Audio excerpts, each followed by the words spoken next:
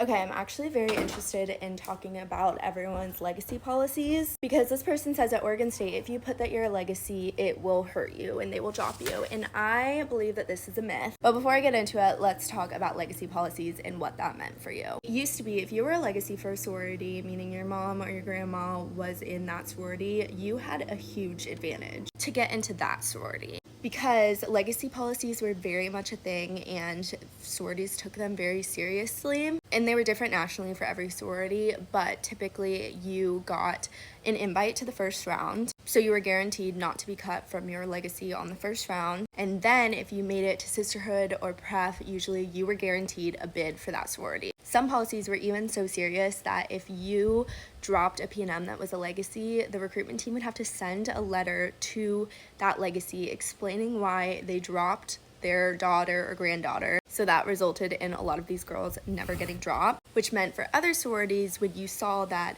a PNM was a legacy, you would think, oh, she's gonna get a bid to this house, we're just gonna drop her. But that's not the case anymore because a lot of sororities, most sororities, have gotten rid of legacy policies completely, meaning that an invite is not guaranteed, let alone a bid. So when sorority girls see that someone is a legacy, it's no longer the thought of, oh, she's probably going to get a bid from that house and go that house, because the policies are no longer in place. The only exception I would say is if that girl's mom or grandma was in the same sorority at that same school. I think that legacy holds a more weight, not in the sorority, but in the PNM herself. She's more likely to want to go the exact same sorority as her mom. And then sitting sisters matter, which I can do a whole other video on. But for most people, if you put that you're a legacy to sororities, that just shows that you know what a sorority entails and you know what you're getting into.